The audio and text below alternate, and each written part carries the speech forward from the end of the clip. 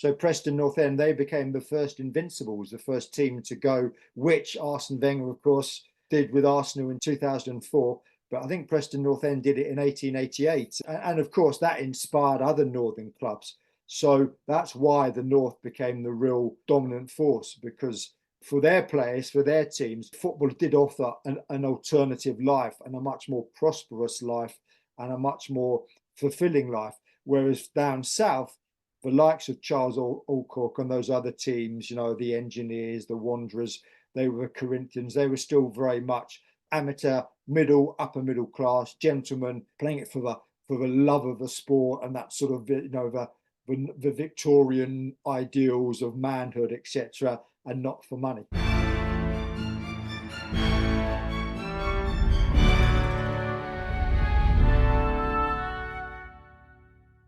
Hello and welcome to the pod. Today's episode is on the history of English football with Gavin Mortimer. There's lots to discuss, including football's origins, the different social classes and their approach to football, the changes in transportation and technology which spread the game, the absence of women's football, and we talk about the impact of the two world wars. At my school, I played a primitive form of football, and I put a link in the show notes for the rules, as well as Gavin's book, which I've definitely read, and ways to get in touch with me as well. Gordon will be returning next Saturday with World War I British commanders, and we've responded to listeners' comments on that, so please keep them coming. We're going to be carrying on into the Victorian era with more British commanders. Now, just quickly, if you want to know a little bit more about me, there is a link to an interview I took part in with a very talented podcaster. It's called Growing Up with Delia Burgess. There are plenty of great interviews on there that are far more interesting than me, so do give it a go. Anyway, plenty more great history to come, so if you can give me a 5-star rating, that would be fantastic. But until then, I'll hand you over to me, talking with Gavin Mortimer on the history of English football.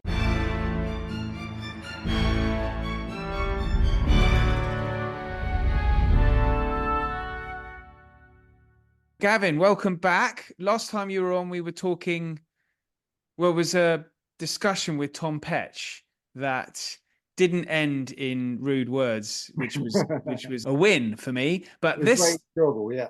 Yeah, but it did really well, actually. People like that. But today is the history of football. And I wanted to talk to you because you wrote this book, History of Football in 100 Objects, which I think was it wasn't a FIFA. You didn't get a suitcase of cash from Sepp Blatter for this, did you? This wasn't an official FIFA. This is a more football association football anniversary, isn't it? Related? Yeah, I mean, it wasn't commissioned. I certainly didn't get any a suitcase of cash. More's the pity. But no, it was not an authorised book, which of course was great because it allowed me to be quite, it's a little bit, it's history, but with a little sort of a wry smile, because particularly the way that football is now, it's a sport, but it's also show business. But it was fascinating from a historical point of view, sort of wearing my two loves of sport and history, and it was fascinating from a historian's point of view just to see how football evolved 150 years ago. Yeah, and so I think probably many listeners are familiar with maybe the sort of early football clubs that competed for the FA Cup probably in the late 1880s, 1890s. But going further back, should we start right at the beginning, where you get, okay, we all know it was a pig's bladder booted around a medieval town and everyone, basically it was an excuse to have a bit of a ruck, bit of a fight. But then it evolved in the public schools. I'm getting that roughly right, aren't I? Yeah, you are getting that roughly right. And actually, talking of Sepp Blatter, of course, it was Sepp Blatter who I think it's fair to say had a rather strained relationship with the British, particularly the English, who during his time as FIFA president said the Chinese invented football, which they didn't. The Chinese, like, as you mentioned, the medieval English and the medieval French, would rush around in their hundreds kicking a sort of a pig's bladder or some sort of object resembling a ball, but it was not football as we know it. It was just simply kicking something down the street. That's right. It was, I suppose, Thomas Arnold, the headmaster of rugby from I think 1828 to about the 1842, and his approach and this whole ethos of a Victorian time of muscular Christianity, a healthy body equals a healthy mind. And of course, taking young men's minds off the opposite sex, etc., and getting them to run around. And so these things came together, and in the middle of the 19th century, and so football began to take shape as we know it. There began to be rules, and I suppose one of the real driving forces was a chap called Charles Alcock, and he organised a meeting at the Freemasons Tavern in 1863 to draw up a list of rules to bring some sort of order to these games, which could go on for, they've been played in the public schools, crucially too, in the north of England, particularly Sheffield, and you'd have groups of young men, and they'd be sort of organised. The rules were beginning to come through. They're organised into two teams, but anything up 20, 30 a side. I mean, it could last for a couple of hours without anyone actually scoring a goal, because wasn't really decided on what constituted the goal. So Charles Alcock met with some very middle class at this tavern in London, 1863, drew up some rules. Around about the same time, the Sheffield Association, much more working class, were also working on some rules. And the sort of the two, to cut a long story short, combined, produced the Football Association. I mean, really very rapidly, that an extraordinary creative time in terms of footballing terms. The 1860s, the 1870s, the clubs began to emerge. Sheffield United, Sheffield Wednesday, Notts County, and then Arsenal down south, Woolwich Arsenal. And of course, then you had the first FA Cup. The Wanderers beat the Engineers 1-0. And the same year, 1872, was the first international, England-Scotland, Queen's Park in Glasgow being the powerhouse in Scotland. And then it took off, and of course the Welsh and the Irish associations formed, and Britain was very much at the forefront of the development of football, but it caught on so quickly, and just an extraordinary time for not just football, of course, but for other organised sport. Because the 80s, I mean, I also often think that what a decade for a sports lover, the 1870s. You had the first football international in 1872, 1871, the first rugby international, England and Scotland, and of course 1877, as every cricket buff will tell you, first Ashes test, England and Australia. So yeah, wow, what a time. Tennis too, what a time to be alive. It just makes you think how miserable life was before the 1870s. It's true, isn't it? I mean, it's you sort of had, for the toffs, to use that vernacular, you had, hunting and a fishing and jousting going back a bit further. But that's right. If you wanted to be if you're a working class lad wanting to let off steam in the early 1800s, out of a factory, all you could do was chase a pig's bladder down the street. Yes.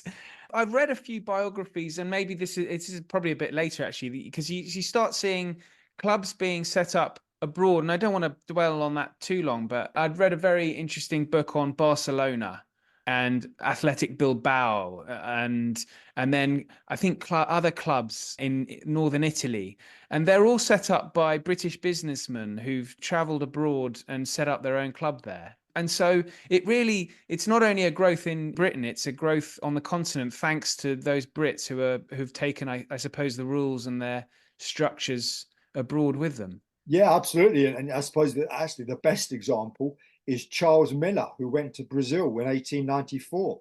And Corinthians, the great Brazilian club, are named after the Corinthians, the English club. And they also, I think it was a Scottish expat who went to Argentina and started the game. So, yeah, no, absolutely. I mean, it's not being sort of jingoistic. It is just saying that the British, with their love of traveling at this, well, still, but particularly at that time, a lot of British expats working abroad, and they took their love of sport with them. And well, certainly, alas, from a footballing point of view, we gave the game to the Brazilians and the Italians, and what did they do?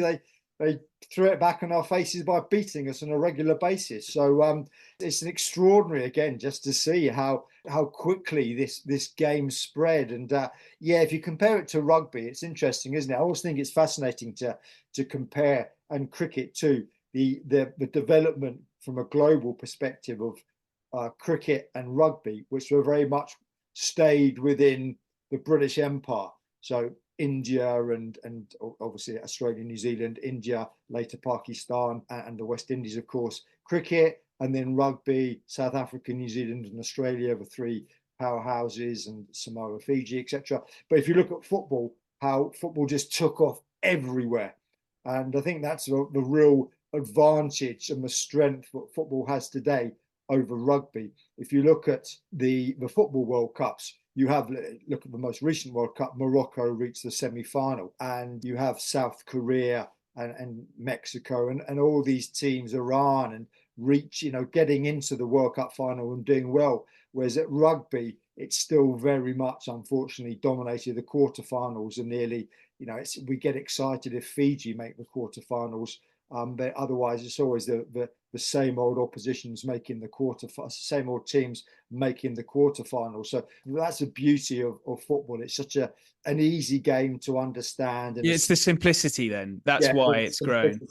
It's not because administrators, because I have a lot of problems with cricket administrators. It's not down to administrators wanting to keep the game within their own control and not wanting to see it spread globally. No, I think in football it's such an easy game to understand. That's obviously a problem for rugby and to an extent cricket. It's just such a basic game, isn't it? There are two goals. You got to put this ball in the back of the net. And if you look at, I'm always amazed. I suppose rugby is really my game. I'm amazed that even if you watch England's World Cup victory 20 years ago, 2003, you'll see how the physique of the players has changed. If you go back just recently, we're talking to you just a few days after the sad death of Barry John, the great Welsh fly half, and there's been a couple of clips of him doing the rounds on social media, and it's a different world. They're all just small blokes, really. You get a couple of fairly big lads, but by today's standards, the big lads back then would be playing in the backs today. If you look at football players, it's still very much a game. The physique doesn't really come into it. You still get a lot of it. Look at Messi. He's a small lad, no different in size really from someone like Pelé or Maradona or Tom Finney going back further, etc. So it hasn't changed that much, and I think that's that is something that makes it more accessible than rugby or cricket. So perhaps you can clear something up for me then. You mentioned Notts County, and I think I was reading through your book, because most people would probably assume that that's the oldest football club in the world, and it's true to a certain extent, but the Sheffield FC is sort of a rival to that title, isn't it? Yeah, I think Notts County is the oldest club still in existence. I think Sheffield then went and changed. It's not the Sheffield United or Sheffield Wednesday as we know it. If I'm wrong in that, we're going to be inundated with furious Sheffield fans. But that's certainly Notts County like to think of itself as the oldest club in existence. And it's interesting that very much the northern clubs and the Midland clubs were the dominant forces. And it wasn't really until Herbert Chapman took over at Arsenal in 1925, I think, that London became a strong club. Tottenham had some success before the First World War, but it was Arsenal who really became, for a period of, from the sort of the late 20s throughout until the Second World War, the dominant club in England, and being a southern club. That was a change from the past, where it had been dominated by the clubs from Liverpool, from Manchester, from Sheffield, etc., from Nottingham. And that was very much, I think, tied in with professionalism, and therefore it was still very much, resorting to cliches, but a true cliche in this case, that the northern clubs were more working class, and for them, of course, it was professional, and the southern clubs still had a rather gentlemanly ethos to them. And it was Herbert Chapman who made Arsenal professional and hard-nosed, introduced shirt numbers, introduced tactics. And of course, he changed the name of Gillespie Road to the tube station to Arsenal, and very modern in his approach, and in a way was the first really modern manager. And that was good for the game, because it gave a power base in in London, and of course today, London and the northern clubs in Liverpool and Manchester in particular are the three dominant areas in the country. And just diving into the sort of class issue as well.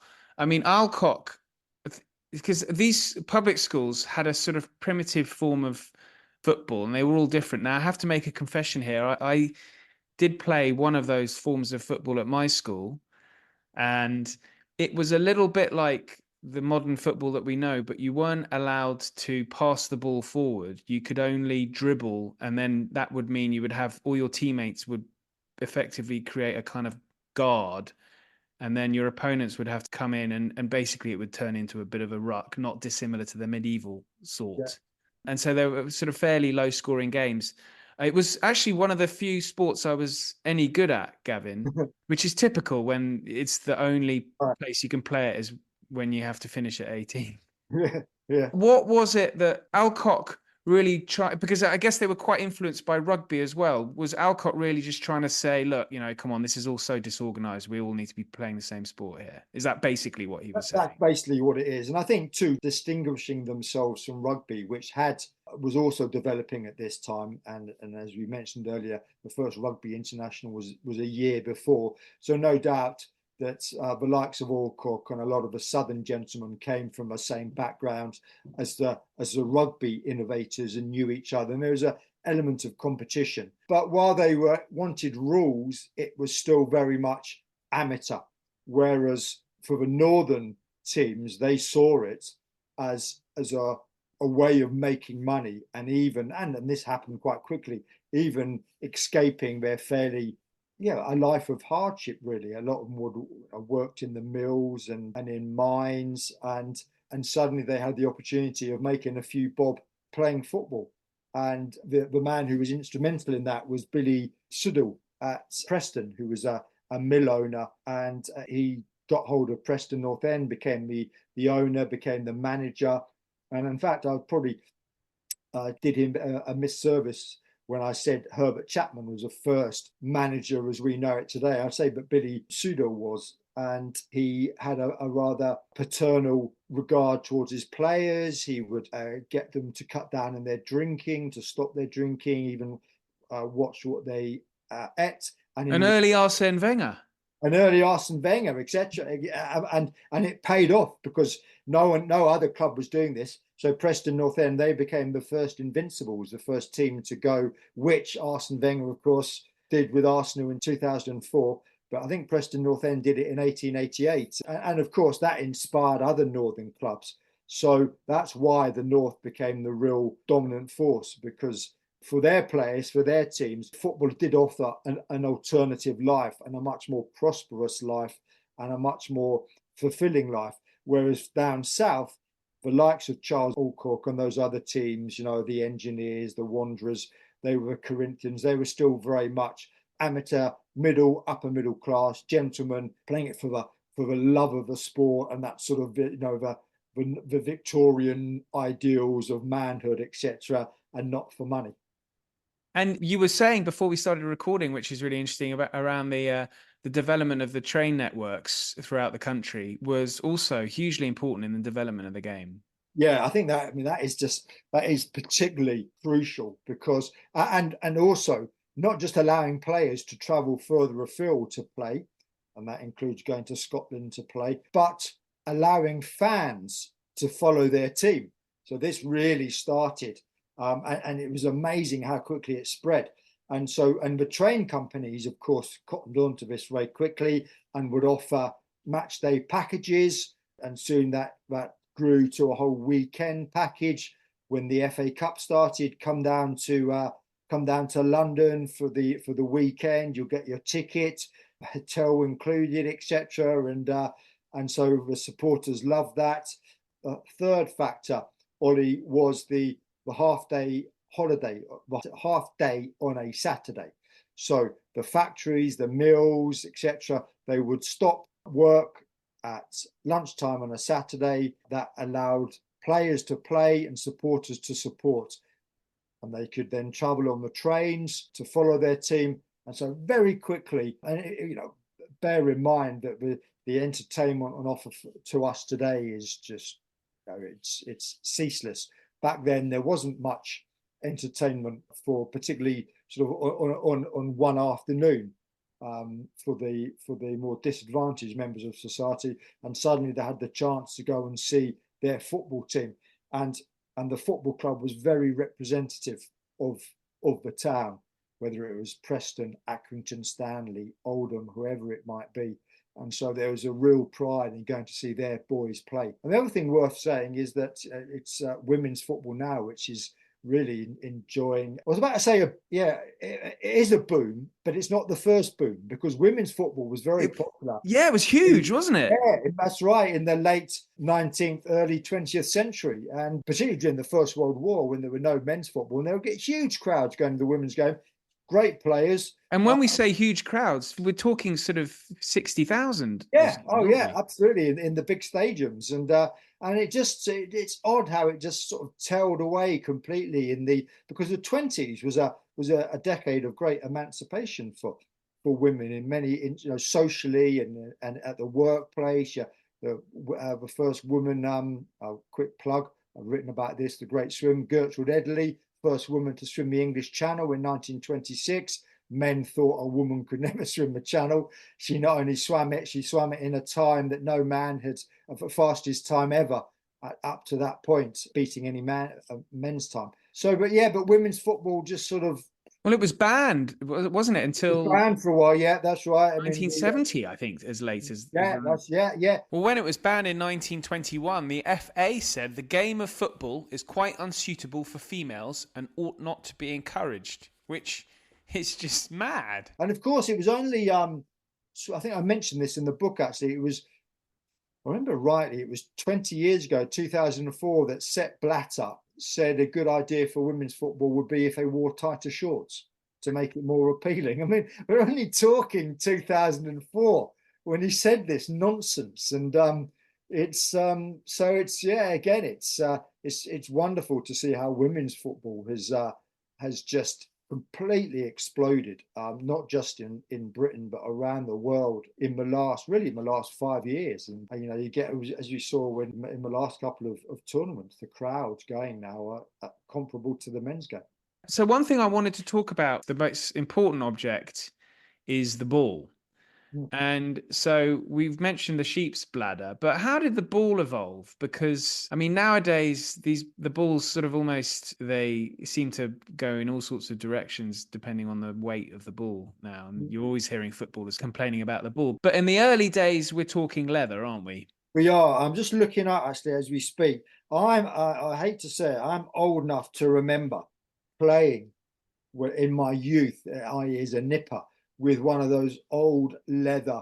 I'm looking up because it started off with about 12 panels, and people of a certain vintage will know what I'm talking about. Is that where it's a sort of rectangular strip? Yeah, sort of four of those exactly stitched together. And I also remember playing at school with a leather rugby ball, which was just like soap when it got wet, and no matter how good your hand-eye coordination was, you go to catch it and it would just literally like a bar of soap. And heading a football, I mean, we laugh about it, but the cases of old players getting dementia and being attributed to heading a football, I can well believe it, because I remember playing junior football, heading a wet leather football, and it was, your head would ring. It was like getting punched in the face by a boxer.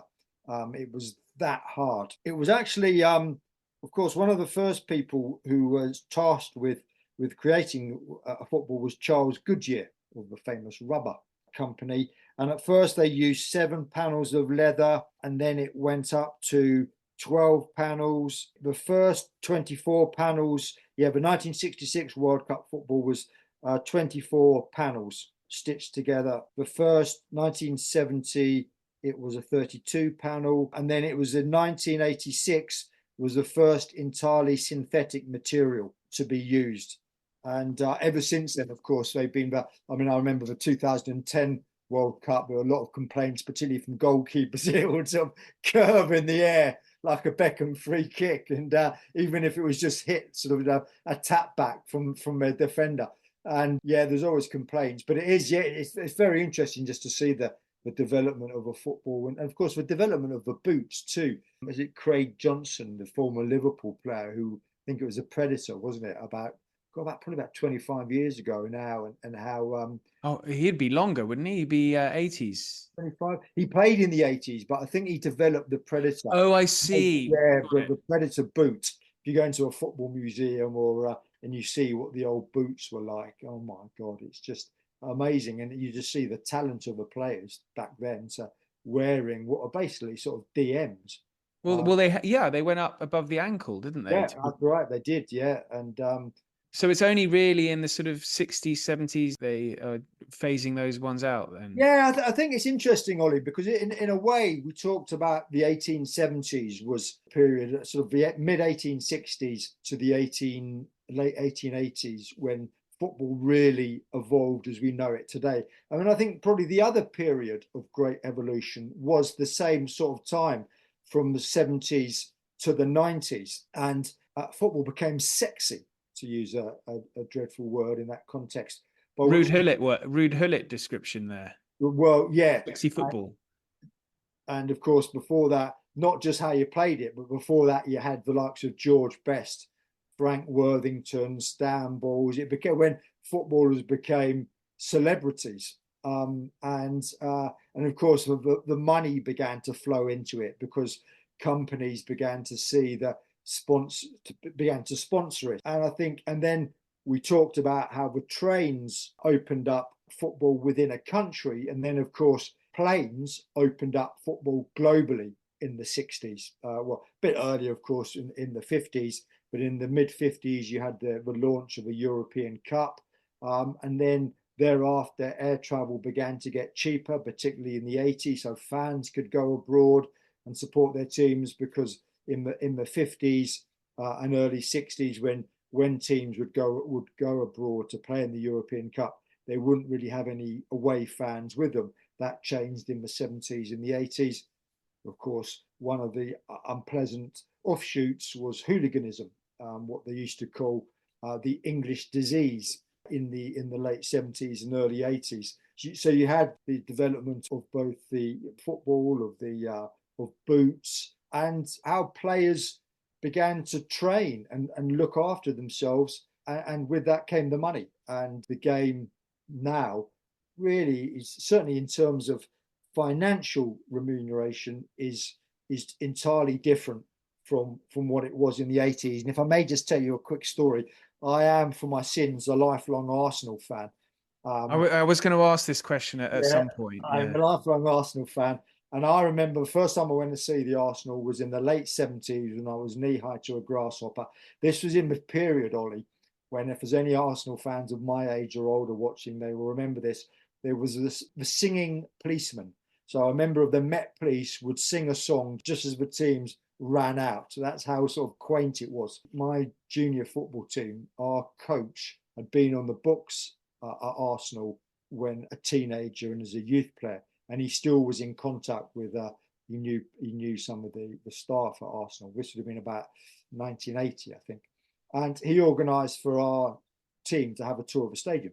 So we had a tour of the stadium. This was before such things were common. It was a private tour. I mean, afterwards we met the players and got their autographs as they finished training. This was the great Arsenal team. Liam Brady. Yeah, Chippy, yeah. David O'Leary, Pat Rice, Pat Jennings, Alan Sunderland. My hero, the great Irish striker, Frank Stapleton, like me, a number 9.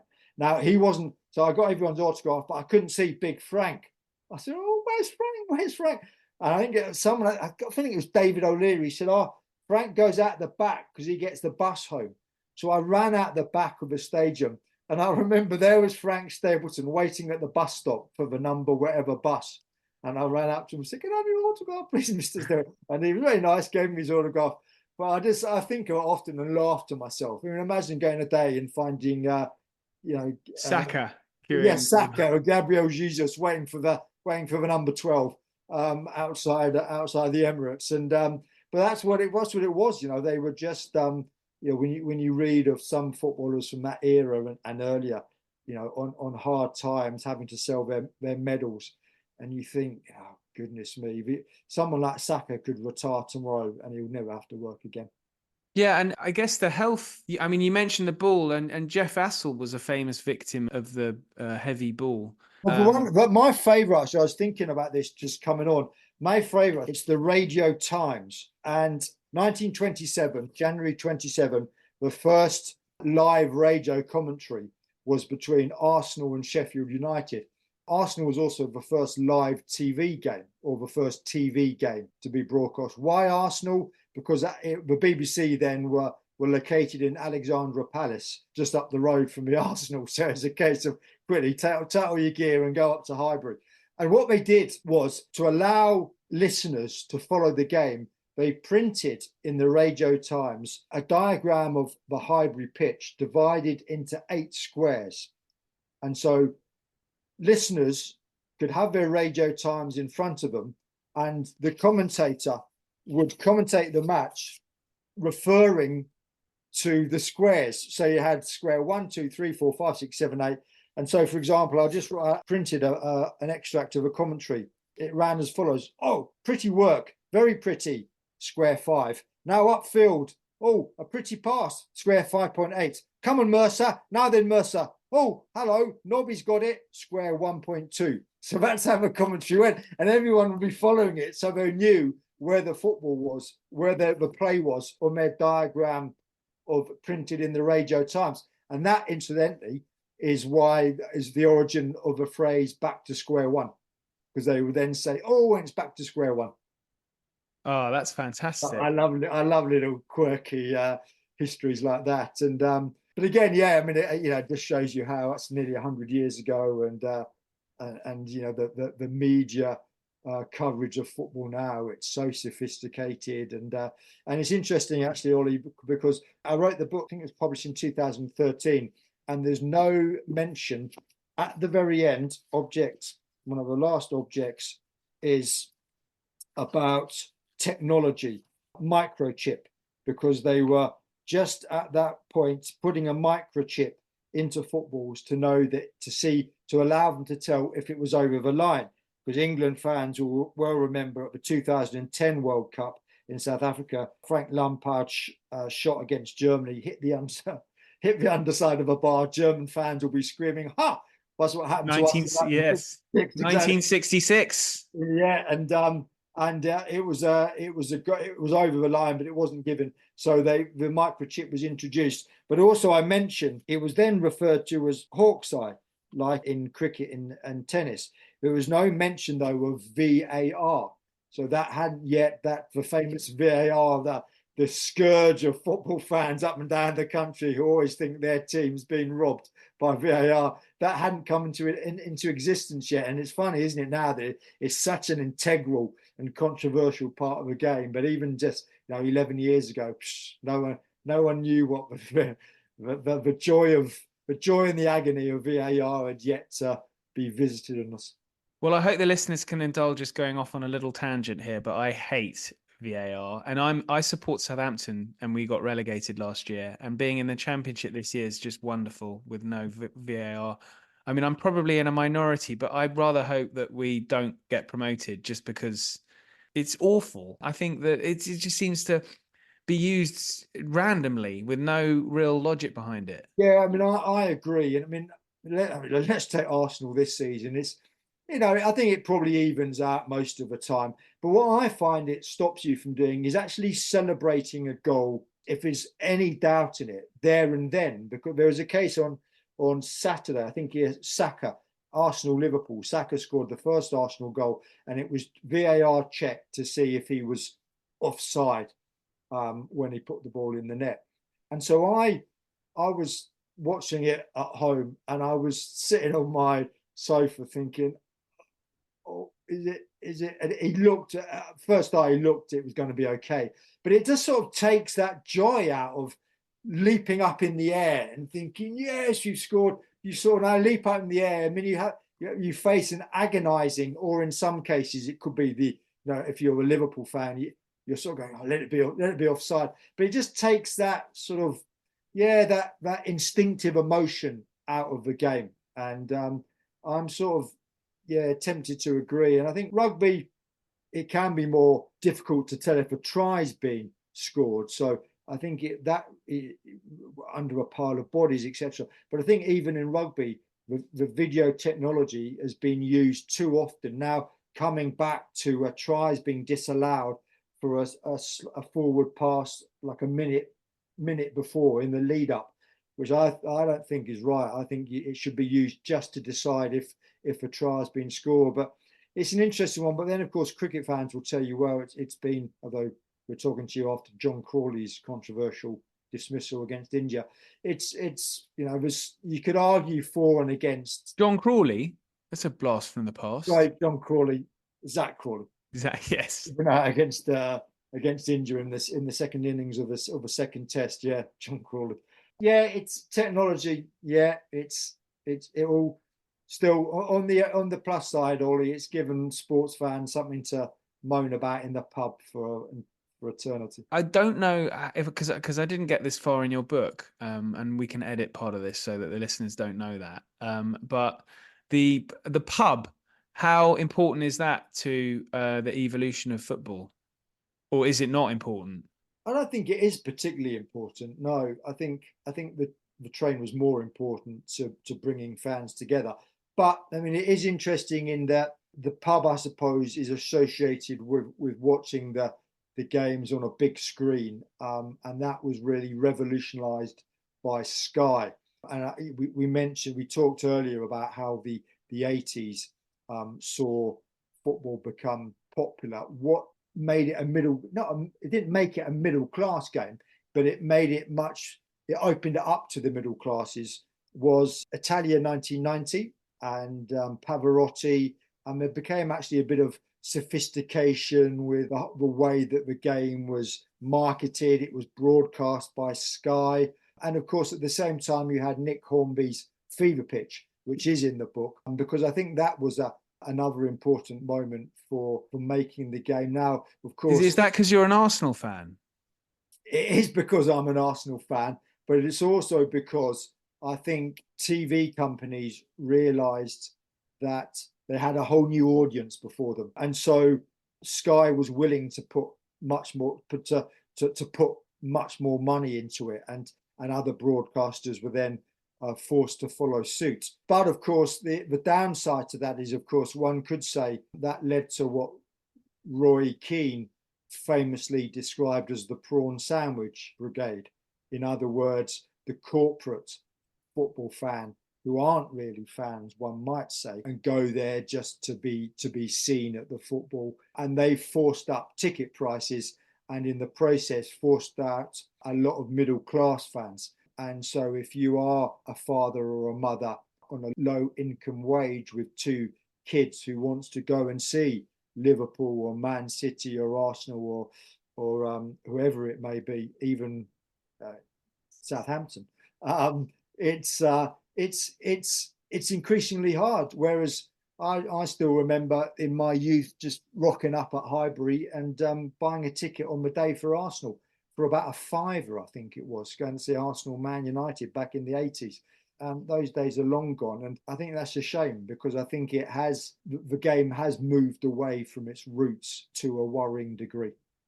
And just going back a bit, during the war periods, so in the First World War and the Second World War, matches, they weren't suspended. In the First World War, they weren't suspended immediately, were they?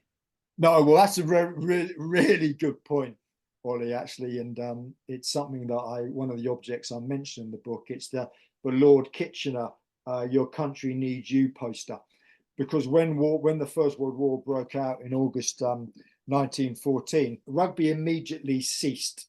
It was just before the season started, but rugby abandoned the upcoming season and encouraged all men to enlist. My former club, London Scottish Rugby Club in Richmond, South London, I always remember going to training and walking past the War Memorial, this large plaque, and on it were listed the names of the London Scottish players who had been killed in the First World War, a huge number. And in fact, I think there was one round of matches in August 1914 before all rugby was ceased. And London Scottish put out 4 15s, 60 players.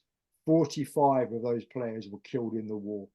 Phenomenal. 3 of the teams basically killed. But basically 3 of the teams, that's right. And on the Scotland-England Five Nations match in March 1914, 6 Scots and 5 English were killed in the war. So again, more than a third of the players. Rugby was amateur, so it was easy to do that. There were no contracts to get out of. Football made the decision to keep going with the 14-15 season, but it did allow players, professional players, or players who weren't contracted to join up if they wish.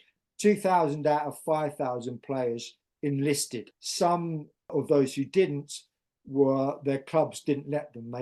The season was progressing, and so they said, no, you've signed a contract, we're holding you to the contract. One of those was Charlie Buchan of Arsenal. At the time, I beg your pardon, he was playing for Sunderland at the time. So he played the 14-15 season, and then as soon as the 15 season was over, the Football League closed down, suspended the league. He joined the Grenadier Guards and was awarded a military medal at the Battle of Cambrai in 1917. Nonetheless, the fact that football didn't immediately stop playing became a point of great controversy. There were letters in the Times saying it was an outrage, that the players are cowards and shirkers, etc. Look at the sacrifice of rugby. And after the war, this had grave ramifications, because before the war, most public schools played football, and some exclusively football, some football and rugby. But because of the tardiness with which the Football League had responded to the outbreak of war, to enlistment, they said, football is not the game for upstanding young men. Rugby is the game for us. 111 rugby internationals were killed in the war. So they shunned football, and rugby became the sport of the public schools. And it continued, really, I would say, until, I know that football is making a comeback now in a lot of public schools in the UK. If there's anyone from America or overseas watching, when I say public schools, that's what we mean by private schools. And it's only really in the last 10 years that football's making a comeback in private schools. But for 100 years, football was regarded as a rather, that's right. Even though in the Second World War, then the Football Association learnt its lesson, because I think they stopped as soon as war was declared, didn't they? Yeah, they did, and a great many other professionals. I interviewed for one book I wrote about the Second World War. I interviewed the great Tom Finney, Preston North End in England. You've actually met Tom Finney? I didn't meet him. He wasn't well enough to meet in person, but we spoke on the phone. Oh, wonderful. This would have been about 20 years ago, because the book I was writing was about the heaviest bombing raid on London and the war was May the 10th, the evening of May the 10th, 1941. And it so happened that the Services FA Cup final was being played. So everyone playing it was Arsenal Preston, and Tom Finney, who was playing for Preston, had joined up, was stationed in the UK. He was able to play in it. So he was just sharing his memories of I think if I remember rightly, it ended in a 1-1 draw and had to go to a replay. It wasn't an official cup final; it was a war. Yeah. I was going to say, I thought if they'd suspended football, how come you've got? Well, of course, that's another point, Ollie. Going back to the First World War, that they learned the lesson there, and we mentioned about the success of women's football, because the people on the home front, people working in the munitions factory, or just engaged in very important work on the home front, they needed some entertainment. And suddenly, just stop every sport. How are people going to take their minds off the war? Just relax. So in the Second World War, while they suspended the Football League, they had, and this applied to rugby too, they had a lot of wartime internationals featuring the England, the Scotland, the Wales, Northern Ireland stars of their day, whether it was rugby or football and cricket too, playing in front of big crowds with the proceeds going to the war effort. And these were hugely successful. So it was seen as very good for keeping up morale on the home front. Interesting. This has been great, Gavin. I could talk about this forever, probably. I mean, I think it's interesting, as I'm talking to you from France, I think it's worth mentioning the contribution of the French to football, because of course, I'm desperate to regain my lost French listeners, actually. So yes, okay, let's well, do of this. course, Jules Rimet was the man responsible for the World Cup. And then it was, now we shouldn't forget the English, the British were wonderfully xenophobic at this stage. They didn't compete in the first World Cup or the first two World Cups in 34, 38, because it was beneath them playing South Americans and Johnny foreigners in general.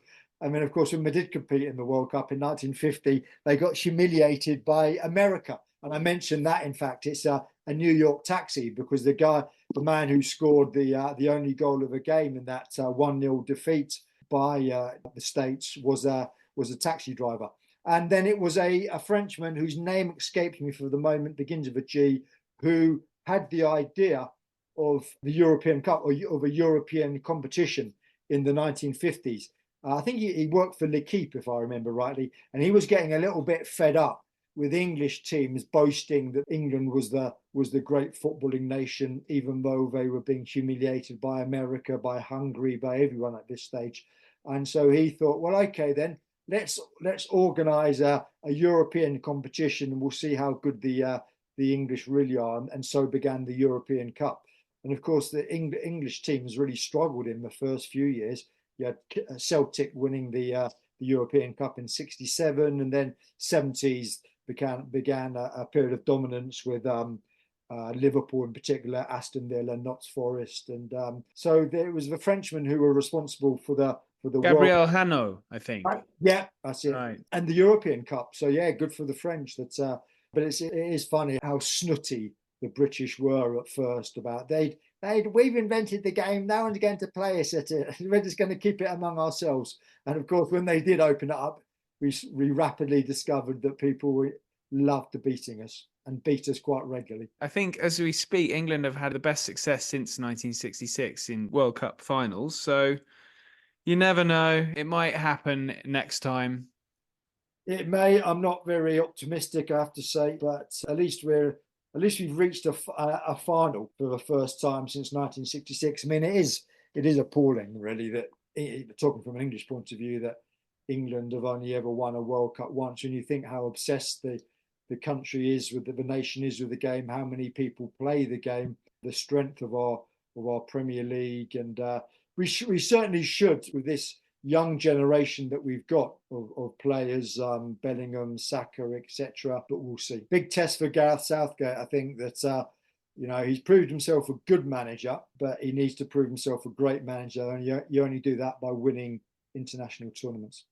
Well, we'll leave that for the listeners who are supporting England, and for the remainder, of which there are quite a considerable number, Gavin, they'll be hoping that doesn't happen. But Gavin, this has been fantastic. Thank you. Thank you, Ollie. Pleasure. Perhaps, because I know you've written about cricket as well, perhaps when you've had a rest and gathered your thoughts, we could do cricket or maybe even rugby as well. But thank you so much for coming on. Pleasure. Thanks so much for listening. Please do get in touch if you've got any comments. The Film Club continues next week with Public Enemies and Bonnie and Clyde.